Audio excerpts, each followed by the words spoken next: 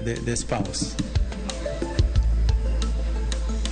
When I was here previously answering the other question, Penj laktar ko kalera mugi TV kawa wacho ni ngima en mwandu. Amosi kamora mora maintiere nyakora mugi ajuanga ni rio nade kendo amor mokalo mar bedo kodi mondo mwabedo kod twak kwa mar chendo mar penj laktar. Ilonga ni Ruth Otieno. Wendo wa kendo Professor Maruse chope studio ka kacho ni Professor tungeni en Professor mane to thothni wagoga kode mbekni mage thothni upuonjoga weche machal nade kendo adwani mondo mi arwake mondo mi nyiswa ni kawuono twak chal nade. Machegni Professor penj laktar. Erokamano. Yes, kawuono adwa uwe weche mag luongo gi dholuo ni neno dwe. Kata neno malo kata ria. Kata ria. Nitie weche mawachore e town kama wawinjo ni tinde wa mama nyiri ok dwa ni period obi koro seche moko gidwa ni giti gi gik mamiyo kik period bi.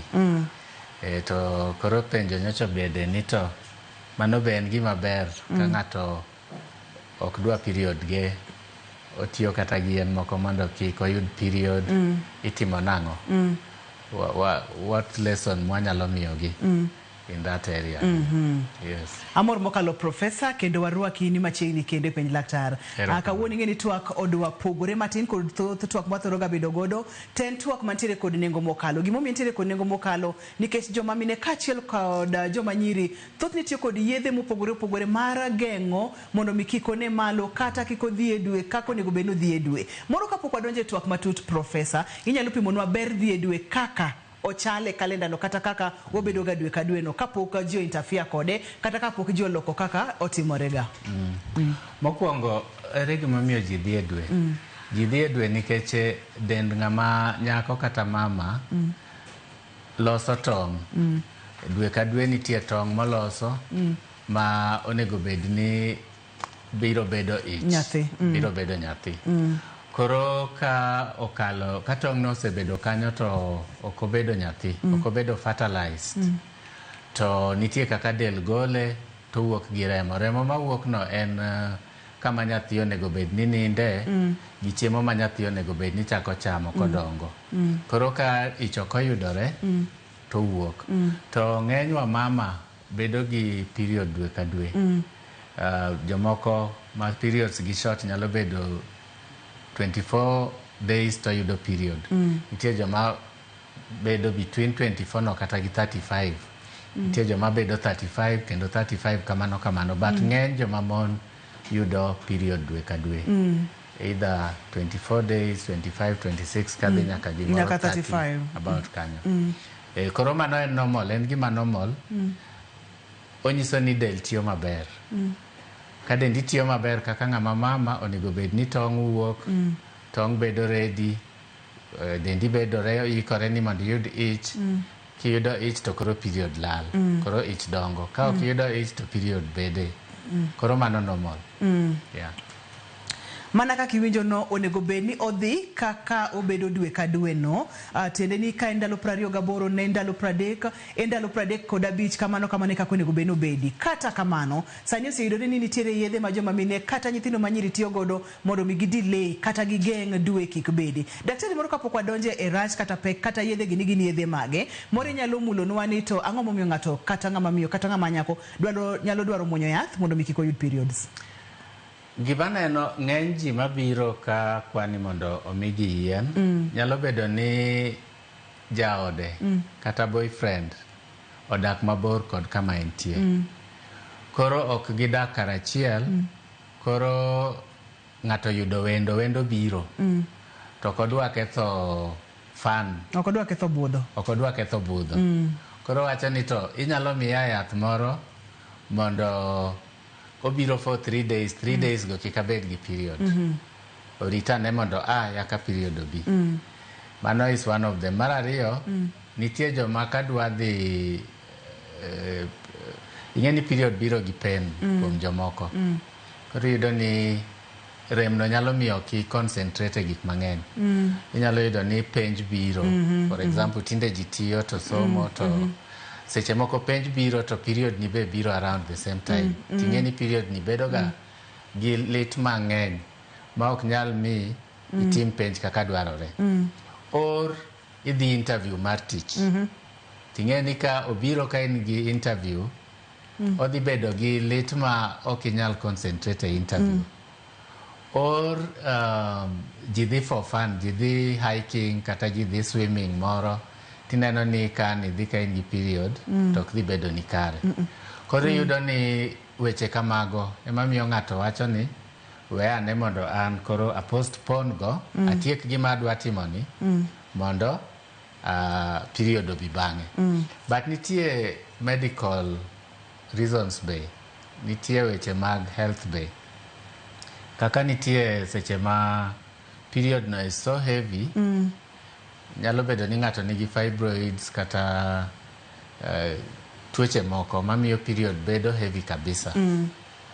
Makoro chunowa kaka dakteche ni mondo omi yath mondo kik ilus remo kapod ichiedho tuo mamiyo iyudo remo mang'eny. Koro mano nitie ma en medical reason. Another medical reason en gima waluongo ni endometriosis. Nyalo bedo ni pain mabiro no ok en pain ma kawaida. Nitie lit ma kawaida ka ng'ato yudo period.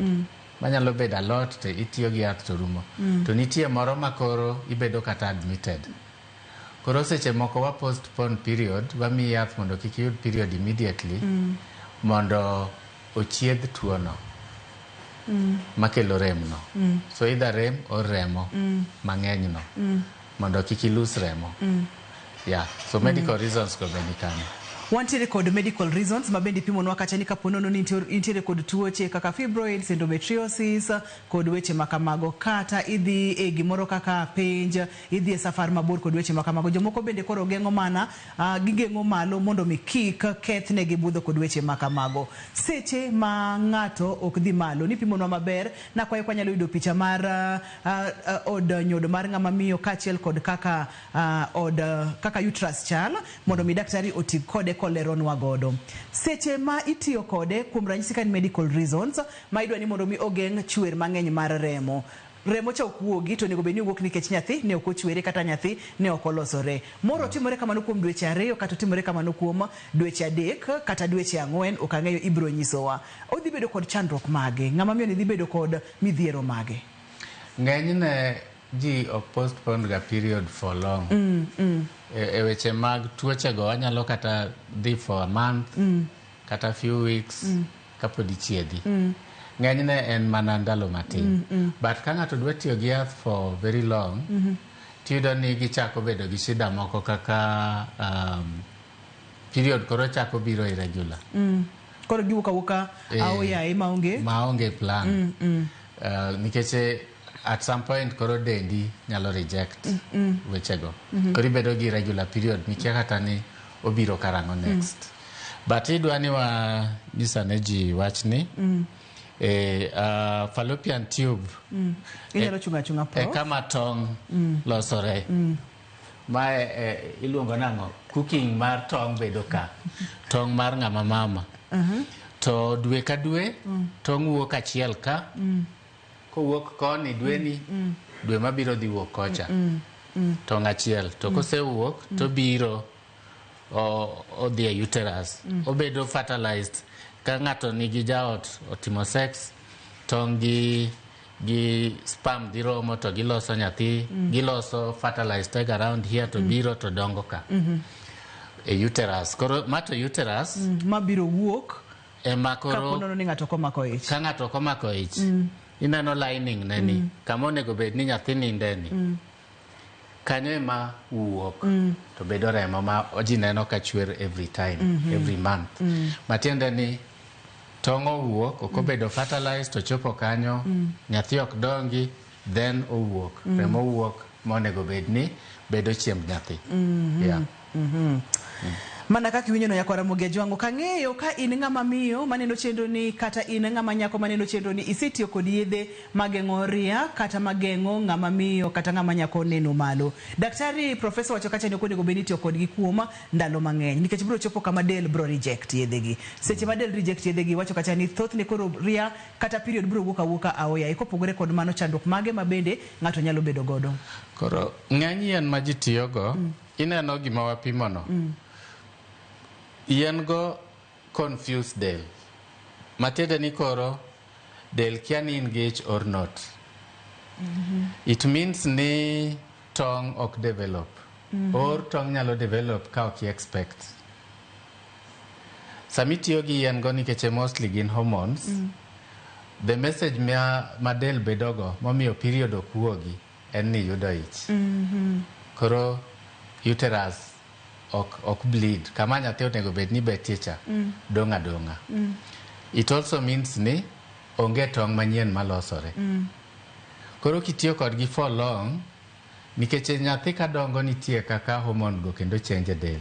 But kitiyo gi yien ma ji tiyo go gi, changes madhi bede for long, kitiyo gi yadno for long, are not, ok gin what the body expects.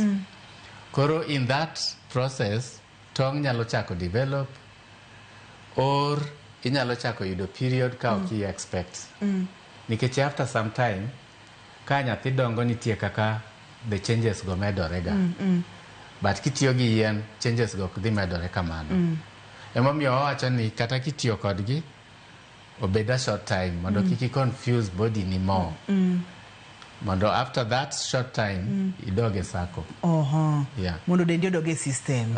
Kiki confuse dendi, nikech dendi bro paro ni period oko wuok, ria oko wuok, tende ni ich nitiere ka ich kan tiere onego beni chak, koro chako losere. Odongo.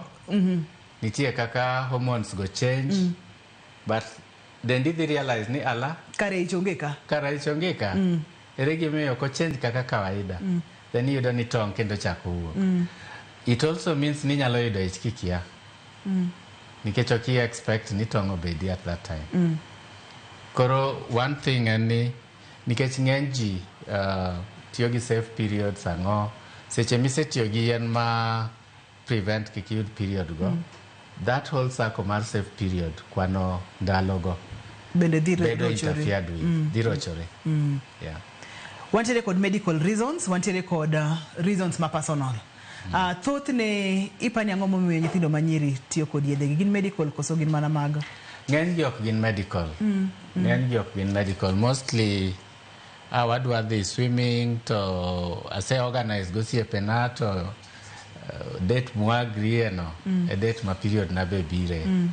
Please adwa ni mondo miya yath mondo adhi I have fun. Or wadwa dhi dho got moro. Or wadhi party. Ok adwa gima dhi interfere gi party na. Or boyfriend biro. Or adhi limo boyfriend. Koro konya ne mondo kik gini interfere na gi plans maga. That is the main reason. Mano mostly the main reason. Yeah. Penj laktar kokalera Mugi TV kawa wacho ni ngima en mwandu. Wantiere kod Professor Osure studio ka awang'yo yedhe geng'o ria mabende thoth ne joma mine kachiel kod nyithindo manyiri tiyo godo. Professor wacho nwa kacha ni onego bedi tiyo kode kuom ndalo mang'eny, onego bedi tiyo kode kuom ndalo matin. Kitiyo kode kuom ndalo mang'eny idhi interfere, idhi confuse dendi, koro dendi okia ni in gi ich, ionge gi ich. Dendi okia ni onego bedi mako ich kata onego bedi tong' wuok e ndalo mage. Tiende ni nitiere kaka irocho system te mar dendi. Seche mise roche aming'a en ang'o mabro timore? Ponono ni roche tidwa ni mondo mikori makich to sebedo kod complications en ang'o gini monego beni timo. To isetiyo gi yedhe gi koso. Ponono ni nitiere kod penjo mora mora tudri kodwa yor SMS, namba mar SMS en 23600. Wakaw yueyo ka waduogo to kama wawe godo no emwachako godo miyo kik idhi mabor, kik isud kata matin.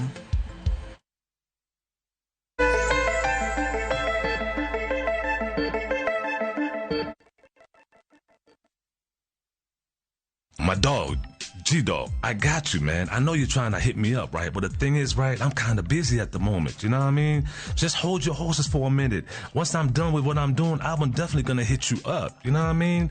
So what you do, take a chill pill, get some fresh air, relieve your lungs, and just hold back for a minute, man. I will hit you up as soon as I'm good, all right? I will answer your call and hit you back as soon as possible. So take a chill pill and relax, my G. I got you. Chill for a dog. Dial *811*500# to get Take a Chill Pill as your skiza tune.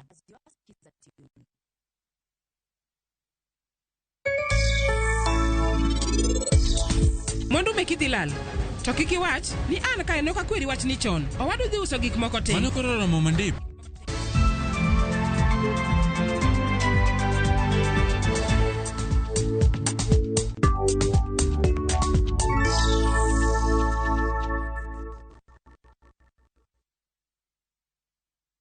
ginyal wei ma ok inyiero. DJ Comeback Selector. Idwa dhao donge? Idwa gori? Adwa timo ni maandamano maduong' e Kibong'eni ano. Mama idhi ka polis timo ang'o? Ka yeng tachaga. Ibiro tenda kama ni chaya donge. Dhano otamo Nyasaye. Ok jaduong' ba. Jensa. Macha wich kut mani kelonwa. Ibro timo what? Waluong ne polis. Yes, Yuri. Topic. Nyarko chia. Tich abich ka tich abich, saa 1:55 otieno. Manera Mogi TV.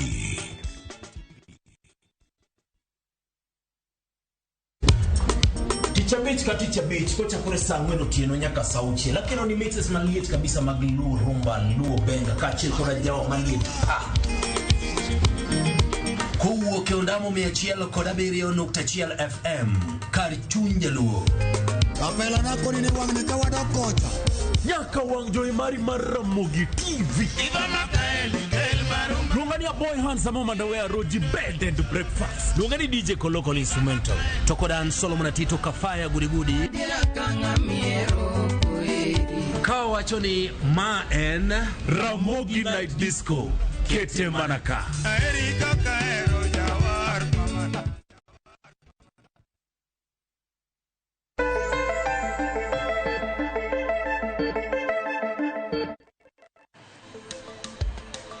Ne wasewinjore chenro nini kaka Profesa Medosudo kata kaka Daktari Medosudo kaka inbende ioro ote mondo mi oduoko to wasudo kamano en Profesa Usur mabende athothne puonjwa mang'eny mokalo e chenro mar penj laktar ka namba mar SMS en 2 Prof antiere kod penjo moro ka wacho kacha ni yiend family planning bende inyalo tigodo e geng'o kata loro ria kuom ndalo to yedhe mag kienyeji to ok owacho na nyinge.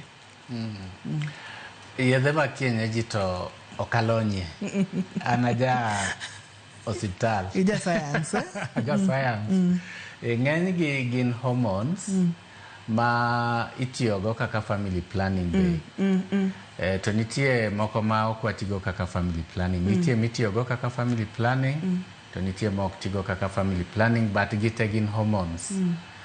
Hormone gi dholuo en chemical ma regulate del in a certain way. Ing'e ni del nigi drivers ke. Hormone en one of the drivers. Mamiyo gik moko timore kaka weche mag nyuol, weche mag bedo gi tong', weche mag ichgo. Mago gin controlled gi hormones. To hormones gi gibedo produced e del. Dendi produce gi, nitie samo produce mwaluongo ni progesterone, nitie samo produce estrogen, nitie samo produce prolactin, ging'eny. To gine magi control ni to tong' ni onego wuog samane, onego bed fertilized samane, onego ich dong nang'o, gine magi control weche gote. Koro yien ma kaluwore gi kaka hormones go chale del. En emomiyo del message ni ichero yudore. Then periods koro ok wuogi. Or ichoko yudore then periods wuok. Koro gima jo science osetimo. Gisekopo gima timore e del. Magineno ni mane mabedoga produced. Mamiyo ng'ato dende wacho ni koro ich nitie. Waluonge ni progesterone. Koro komi progesterone no. Dendi dhi paro nang'o? Ni in gi ich. Koro period ok wuogi. Dendi paro ni in gi ich period ok wuogi. To nitie moko be moting'o progesterone gi estrogen ma combined, mwaluongo ni combined pills, ma be ng'ato nyalo tiyogo.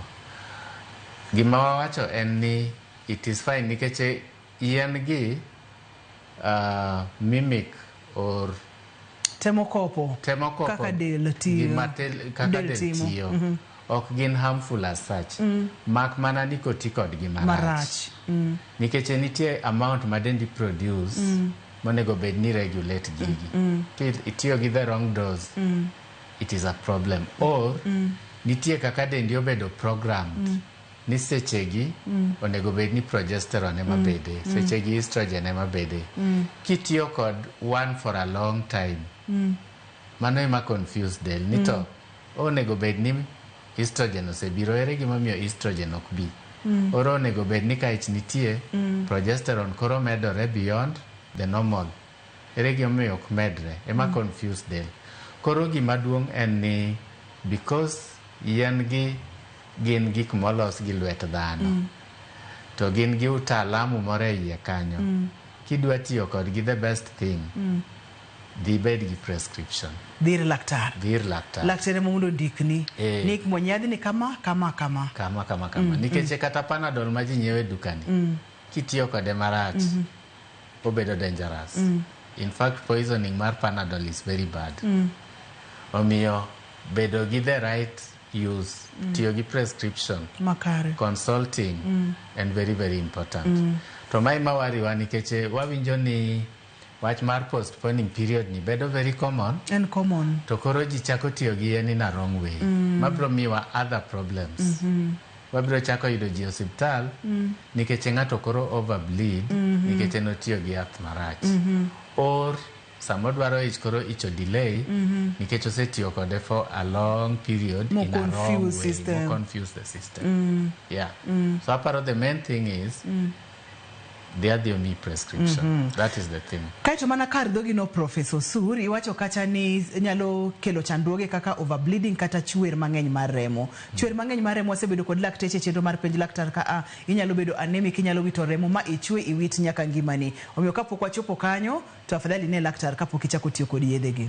Very important. Antiere kod penjo moro ka wacho kacha ni bende tiyo kod yath mar P2 nyalo kelo delay e menstrual cycle. Mano koti kode kuom ndalo mang'eny. Kato wacho kacha ni ondiko wesom ni kako ndike. Wacho ni because nikipima pregnancy it's negative to period to unge. Osebedo kotiyo kod P2. Mano nyalo lero oganda wa ni P2 en ranyisi mar yedhegi koso. So P2 en ga the full name en Postina 2. Ma en trade name mar yath ma itiyogo kaka emergency contraception. Emergency en ni kata ng'ato tiyo gi kondom iluongo ni raboyunga to oyiech. Kori expect ni ich nyalo bede. Kori tiyo gi emergency contraception. Or unfortunately weche mag rape gi. Ng'ato bedo raped. Koro wachiedhe okwadwa no yud ich from that rape. Wami emergency contraception. Koro the concept mar emergency contraception en ni oka plan bedo gi ng'ama dichuo. Oka plan bedi achiel gi ng'ato but otimore ka oka expect. Or contraceptive na matiyogo nitie kaka di fail. Koro atigi emergency contraception. Emo miluongo gi ni emergency. Postina 2 en achiel kuom emergency contraception. To en progesterone. Progesterone e hormone mabedo produced in big numbers ka ng'ato nigi ich. Big amounts. Postina 2 mineno matino oting'o progesterone mang'eny.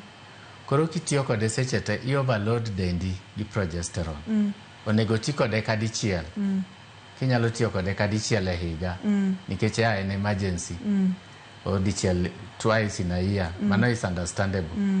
But tiyo kode anuoya miyo del koro bedo gi shida moko kaka mobedo described no. Matiende ni isel suppress dendi kabisa gi high doses mag progesterone. Koro periods be ok bi. To chieng' ma ginyalo biro gidwa biro mang'eny. Gidwa biro mang'eny kendo for a long period. Nikech their body is confused. Osebedo ko accumulate gima wawacho ni wuok gacha. Lining no osebedo very thick. Koro ko wuok to wuok gi remo mang'eny ma kendo bedo shida. So Postina 2 en yath maber. Let us not confuse that. En gi reasons momiyo itiyo kode. But routine use imwonye kawuono, imwonye kiny, imwonye next week miyo kendo del bedo gi shida. Yeah. Seche ma ng'ato osebedo katiyo kode, adwa ni mondo mi wawuo kod jogo ma samoro osebedo katiyo kod yedhe mag kaka koro emergency pills mwawachogi osetiyo godo kuom ndalo mathoth mokalo ma koro remocha kata period odhi accumulate mobudho. Iwacho no nyalo wuok mang'eny matamre gi nono. Nyalo kawo thuolo marom nade mondo mi ochak wuok, nikech kapok ochako wuok bendo kwang'eyo ni system osedoke wang'e koso. Kaito seche mosechako wuok ni obo bedo regular koso pod obo bedo irregular, obo kawo thuolo marom nade mondo mi del odoke factory setting. Ya koro luwore gi kaka isetiyo kode, how long isetiyo kode, doses misetiyogo. Nikech mondo kendo dendi oduogo chak produce hormones ge kaka dwarore misetiyogo must go out of the body. Then it might take time mondo recover. Onyalo take time. Okawo kata 3 months. Sometimes kata 6 months mondo iduog into your normal cycle. Luwore gi kaka isetiyo kode for how long and how much of it. Ma postino tu kata ipil emergency pills okonego beni muonyo kati mudo ka peremende. Dia ing'e ni tinde gigi yot. Ibira to wami ma regular. Moro mitiyogo odiochieng' kodiochieng' or nitie other methods ka okidwa muonyo pills, nitie methods moko ma ng'ato tiyogo, sindan, ang'o, coil, ging'eny. So kikiket yourself in a situation machuni ni mondo itigi emergency all the time. Okinyal bedo ni in pile in emergency. Pile intiere kod emergency. Iluongo ni Molinta, penjna laktar ni okoti gi family planning mora mora nyaka nene to samoro o skip period ne kata kuom dweche 2 okoti kod yo mora mora mar family planning to skip samoro dweche 2 do bende nitiere kod chandruok moro nyalo kelo ne shida ndalo mabiro koso. So mana hormone ma wawacho cha ing'e ni del bende seche moko bedo gi shida ge.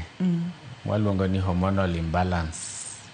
Matiende ni hormone ma wawacho ni bedo produced, tong' bedo ready, kendo moko dok ma tin, moko bedo mang'eny, hormone go balance in a way, iyudo period ang'o. That whole circle of kaka hormones bedo produced, seche moko bedo ga affected. Ewa mama moko. Iyudo ni period bedo irregular, or inyalo bet without period for long, then obiro mang'eny, especially kuom ng'ama nyocha ochako period machiegni. Inyalo yudo ni sako no pok omako mita. Or kata ng'ama osebedo ka yudo period, nyalo bedo abeda ni hormone obedo affected in a certain way, to period kendo lose the normal rhythm. So shida kamago, the best thing en idhi orangi mondo neni to in gi hormonal imbalance kosa ng'oma dhi e del mbele. Prof, okang'eyo ka inyalo duoke sani kosibiro dwaro mondo mitudri kode bang'e, kata kamano owacho kacha ni antiere kod nyaminwa moro ma sani jahigni 21, 21 years. Kaeto wacho kacha ni pok ochako neno malo nyaka gi lak sechegi, higni 21. Penjna profesa ni mano ti konyo nang'o? Nitie gik mang'eny makelo mano, ng'eny gi ka period odagi biro. Nyalo bedo ni nitie some abnormality. A system? The whole body, yeah. Nyalo bedo ni kata gik mwaluongo ni chromosomes go ok ni kare, or ovaries ok ni kare. There is a problem. Mano calls for investigations mang'eny. Mathara. Mondo wang'e. To isewinjo kisesa inago? Gintie. They are there. Tinyalo konygi? Inyalo konygi depending on the cause. Yeah. Depending on the cause. Manyako ne laktar molony timne nonro matut? Yeah. Mondo miyu ni chandruok nitiere kanye? Yes. Koka manyi ni tinyalo chak konyo chandruok ni nang'o? Yeah. Seche moko yudo ni period okuogi, to nitie other features be ma you expect kuom ng'ama nyako ma be ok bedie. Kaka, breasts ang'o ok develop. So it could be a bigger problem madwaro mondo bed investigated. Na page laktar kokalo Ramogi TV kawacho ni ngima en mwandu, wang'iyo yedhe geng'o ria ma bende oganda mathoth iwacho ni tiyo godo e yo ma ok kare. Profesa wacho ni luoro nitiere ni kaka oganda tiyo kod yedhe gi kuom ndalo mang'eny kaka rochruok mar del bro medo bedie, to samoro gidhi bedo rochruoge ma samoro ok nyal kony e yo mayot mokalo. Wakawo yweyo wayudie weche manyien e yo machuok, waduogo bang' thuolo machuok mokalo kwadhi ya online page duto te ma inyalo bedo godo i page Profesa Osur. To bende pod inyalo kelo ote kokalo yor SMS ma inaria 36000. Omiyo kikidhi mabor kata matin kikisudi.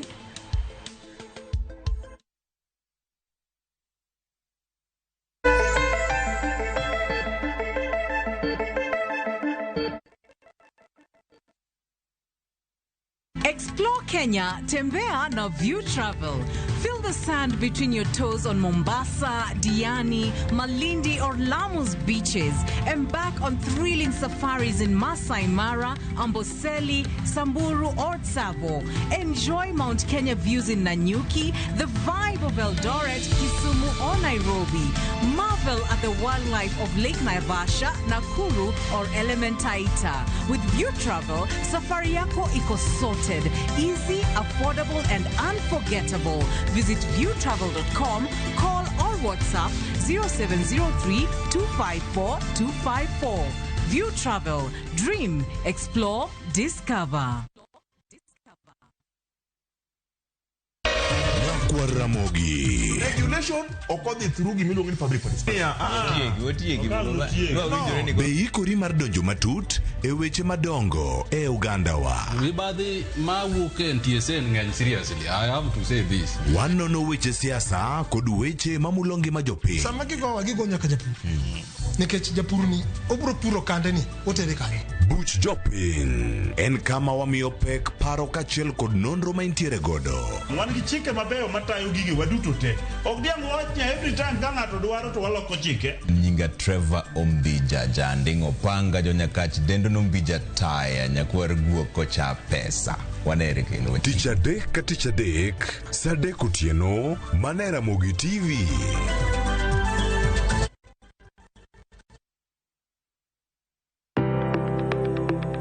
En gima konyo e ngima mapile, to en gima ng'ato dwaro e ngimane. Bedo gi ngima maber miyo ng'ato dak e ngima maber. Kapok achopo kama dhi osiptal mamiya yath, ang'o manyalo timo. Riwri gi Ruth Otieno e penj laktar, ka wakelo ni paro mag jolony, paro mag reso ngima ji, kod sigendni majiwo ji. Sickle cell en tuo mawuok kuom jonyuol. Koro ka ji pok okendre, ji onego gidhi e pim mondo ging'e ka gin gi jin mar sickle cell. Kochakore gi lony manyien mag thieth nyaka e yore mag thieth makonyo. Wan gi gik moko duto madwarore. Ka iwinjo ka kiwuotho to kawira maki wi bari seche te idhi adhi osiptal wacho ni an adwani mondo kawuono pima remo. Penj laktar wuok tich nyaka tich abich saa 12 odhiambo mana e Ramogi TV.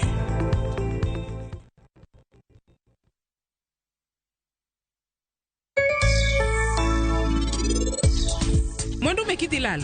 To kiki wach ni an ka eno ka kweri wach ni chon. Owadu dhi uso gik moko te. Mano koro romo mandip.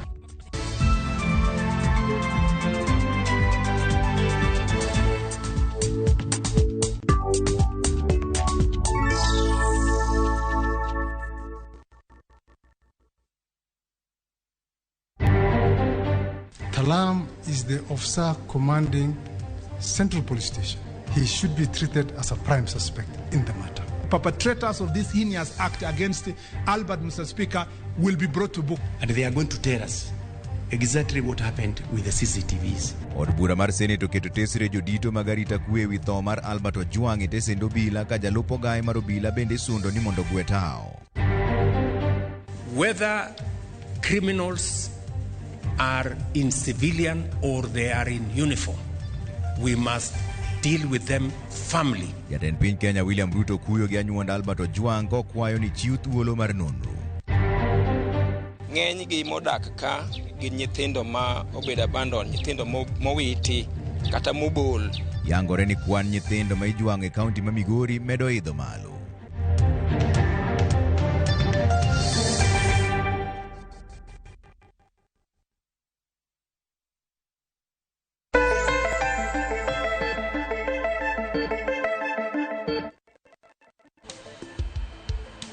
Machiegni kendo penj laktar kokalo Ramogi TV ka wacho ni ngima en mwandu. Namba wa mar SMS en 36000 wayaw line bende mar simu in thuolo mondo migo simu ipenj laktar penjo duto te ma inyalo bedo godo kotenre kod twak mwantiere godo odiechieng' ma kawuono. Antiere kod penjo moro ka aprof ni penja daktari ni ka ng'ato dwaro mako ich to kosebedo koneno malo kata kosebedo koneno ria onyalo timo nang'o? Ka koneria matiende ni nitie shida,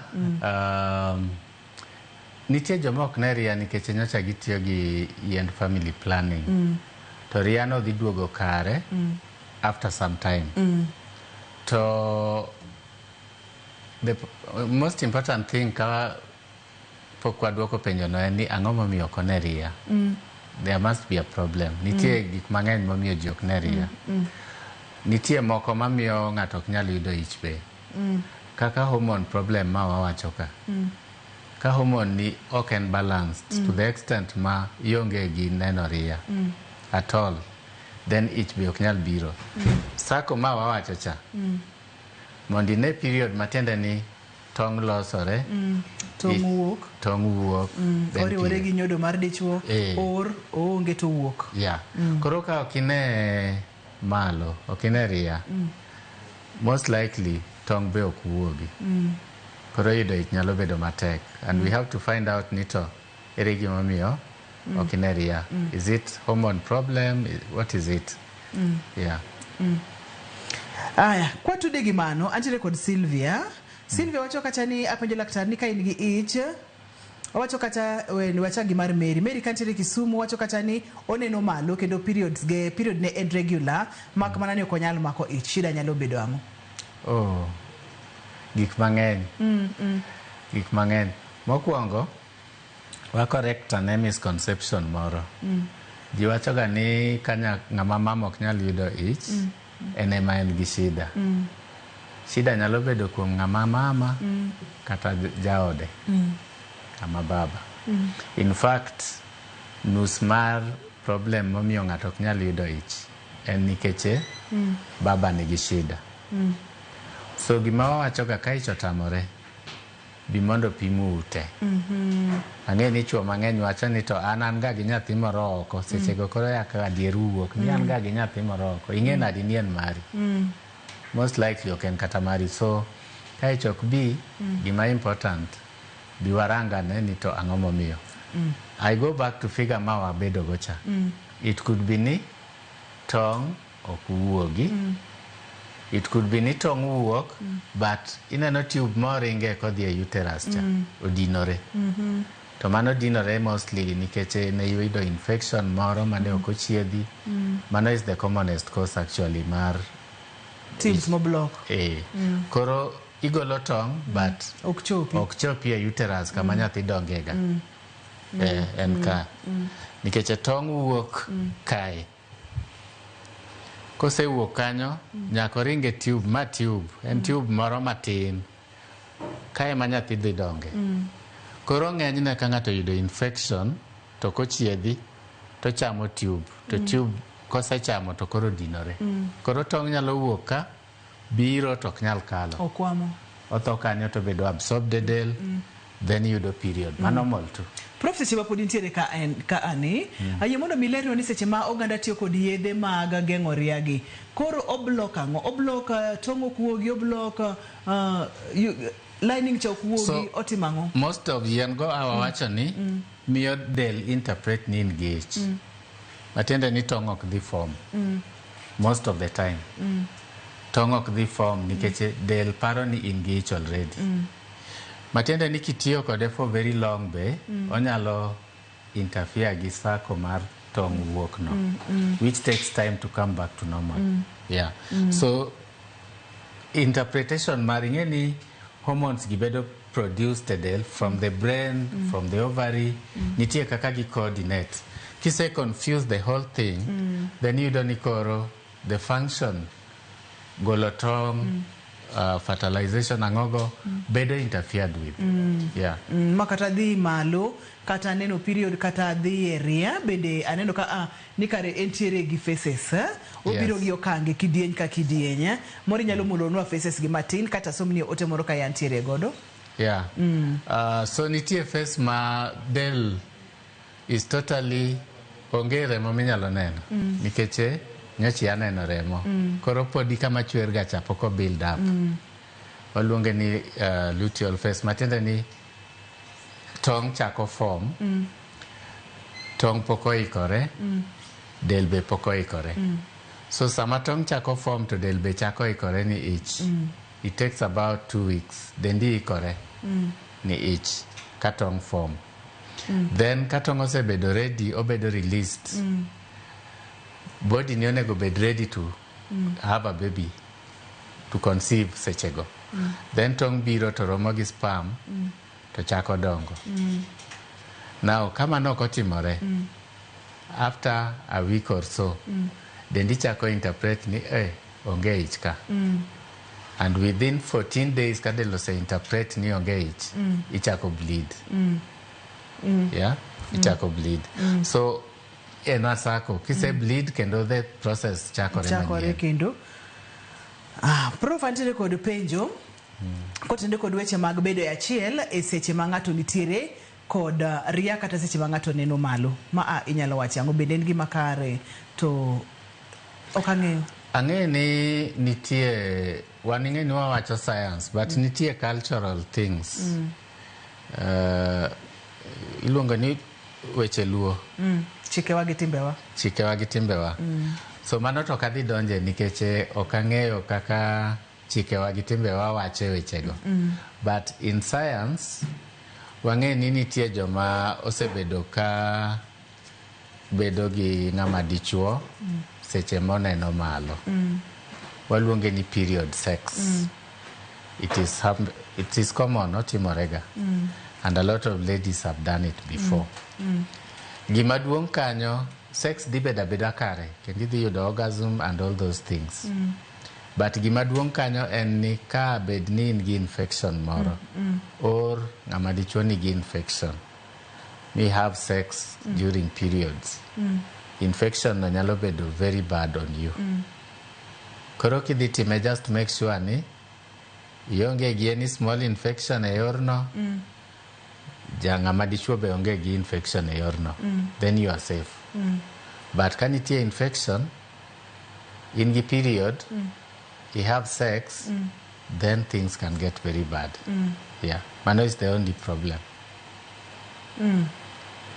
But ang'e ni nitie weche luo go, akia kaka jo luo wacho, akia ni en gima... En mani koro kwa ng'e kod, ka wawere gi weche mag luo kata kwa ng'e gi yore mag science, waneno ka gima en ga, en messy matin, kata kamano. Well, some people like messes. Nitie joma enjoy mess.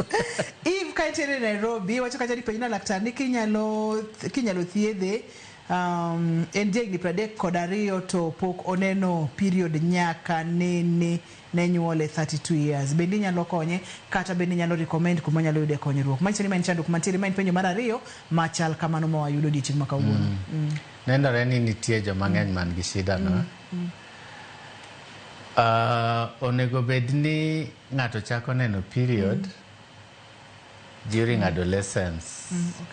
Adolescence chakore higni 9 kadhi nyaka higni 17-18 kucho. Ng'eny ji neno period kagin around the age of 12 kae, 12, 14, 13 kanyo. Kochopoga 15, 16, onegi seek help. Mondo just to be sure ni you are normal. Koro kosekalo 17 kanyo, we really need to seek help. Nitie tests mwatimo wacheko hormones, nitie ultrasound mwatimo wacheko ka system na nikare. Ing'eni nyalo paro ni in ng'ama mama, to kara organs ma iye ka ne oko form maber. Maybe uterus ne oko form maber. Koro onge kaka periods nyalo bede. Maybe ovaries ne ok ne form maber. So, dhi mondo check ni are you okay inside? Organs go ni kare or not? That is very important.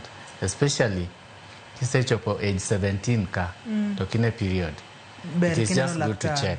Yeah. Prof daher mondo mi ikawie thuolo ni mondo mi iwinje penjo ni. Owachona kacha professor ni ok one remo koro en higni 10. Ka ok one remo to otiyo kod yor komo nyuol miluongo ni no plant. Be mano ni sawa, bende en gima kare higni 10? That is very normal. That is very normal. Nikech no plant en hormone ma waluongo ni progesterone. Awa wacho ni progesterone no omiga del paro ni in gi ich. So gima no plant timo, omiyo dendi ok gol tong' omiyo dendi ok prepare for periods. So inyalo bet without periods. Ng'eny ji yudo periods but irregular. Onyalo yudo matin kendo budho 1 week kendo yudo. But nitie joma period lal completely. There is no problem. The day mogole, after some 2, 3, 4, up to 6 months kama, inyalo yudo ka period duogo kare. Duogo kare, Prof. Dogeni wacho ni kobudho ahinya, ochokore del ndalo mang'eny, kochokore higni 10. This is now ma family planning. Ma family planning. Opogore gi ma wawacho. Nikech ma nitie kaka and different than ka ng'ato tiyo gi yien mag stopping period. Yeah. Penjo machielo bende odwa chal kod mano, owacho kacha ni iluonge ni yena mondo mi akaw simu mondi korka wadhi nyime. Hello, penjo laktar? Hello. Hello, penjo laktar? Hello. Konya uru gi duol. Hello, machiegni? Ani dongi. Asero nyani. Hello. Ero machiegni? Seche mwa manyo duonde no. Machiegni? Andi. Ingi? Andi kwenye map. Itaro kichu. Jaoda. Andi jaoda. Kochi ko point. Walk. Kochi ko point? Andi jaoda. Kochi ko sima. Akode. Iro sani. Kusudi kita. Itu mah. Na kwayo mondo mi ukaw na penjo no nikech apani en penjo maber ka prof oduoke en gi jaode to seche magidwa ni gibede kanyakla to kanya molal nwa godo mondo mi ukaw na simu no penj prof seche mapod wantiere studio. Prof aneno ka otimoro wacho kacha ni oketo implant family planning dwe mar 2 higani nyaka sani dweche 5 pok oneno period mage koro ne nogole nyoro makati wantiere kod chenro odiechieng' makawuono. Openjo laktar ka onyalo neno period koro koso nitiere yath manyaka oti godo mondo mi eka gidoge wang'e nikech waneno yedhe ma itiyo godo e geng'o ria bende nitiere yedhe ma inyalo ti godo mondo mi okel ria ponono ne giselal kuom thuolo malach. Aparo ni wach mar period lal ka ng'ato tiyo gi yath family planning ni chando ji kabisa to aparo maybe daktechewa kamiyo ng'ato family planning onego explain ni some of the things madnyalo bede ma are not really a problem. Kitiyo gi yath michuoyo sindan mar family planning kata mwaluongo ni no plant cha ng'eny ne period nyalo lal. It is not a problem, ok en problem at all. Chieng' ma ogol nigo no plant no kata chieng' niwe dhiye sindan dendi biro recover kendo biro chako yudo period. En mana ni jomoko nyalo yudo period after 1 month, jomoko after 2 months, jomoko nyalo dak kata 6 months kapok dende oduogo kare. But onge any damage motime del. At the end of it kise stop dendi duogo kare. Koro ng'ama nyogolo yath akiano gole ni wach period no. Mano is not reason to golo yath. But koro se gole or maybe ogole nikech odwa nyathi. Omi dende time. Obiro recover. Odwa duogo kare kendo kabisa. Onge tiende tiyo gi yath makelo period at all. Onge tiende? No. Ka entiere to entie ko onge to onge imanyo gimomiyo onge mondo mi odoge wang'e. Prof aneno ka thuolo mayo wang'wa wach mogik minyalo weyo wagodo kotende kod tiyo kod yedhe mag geng'o ria en ang'o? En gima ji mang'eny sani wuoye wiye. En gima nyiri timo, wamama be timo. En very common. Gima wawacho en ni kik iti gi yien ka onge prescription nikech tiyo kod gima rach kendo nyalo miyi shida moko. Onge shida miyudo ko ibedo prescribed yien go. So they are the ibed gi prescription. Yeah. Laktar kata Professor Sun tiere kod lony mang'eny mokalo kotende kod weche mag reproductive health, weche mag bedo e achiel, weche mag kaka ng'ato nyalo mako ich, weche kaka ng'ama dichuo bende nyalo bedo kod chandruoge kaka teko mag pacho kod gik makamago. Moro ng'ato koyudo thuolo mar wuoyo kod odiechieng' makawuono Prof inyalo yudi kanye kod namba mar simu kinyalo miyowa? Gigo go simu 0746 028 088 to gibiro book appointment. Clinic ni Nairobi ka. Gidholuo wacho ni 074 4 6 0 2 8 Hitemo. Yes. Erokamana nya Professor Osur, waduka erokamano mathoth. Thank you. Nyakwara Mugajonga geno ni ndiko nembnigo kaintere kod penjo mora kiki luor go simu ibo book appointment ibo neno professor kendo obro konyi ne jogo picha mawa ne jogo mochungne taya kachiel kod akaduol aduoko nunu ero kamano makende ne director na Alex Obado ero kamano kachiel kod producer na Papecho Okoth Nyameja kamora maintiere ero kamano mang'eny to maduong' moloyo ne in jahera mar chenro mar penja laktar kawacho ni ngima en mwandu nyaka kendo dichieng' machielo aniluonga ni Ruth Otieno oriti masane.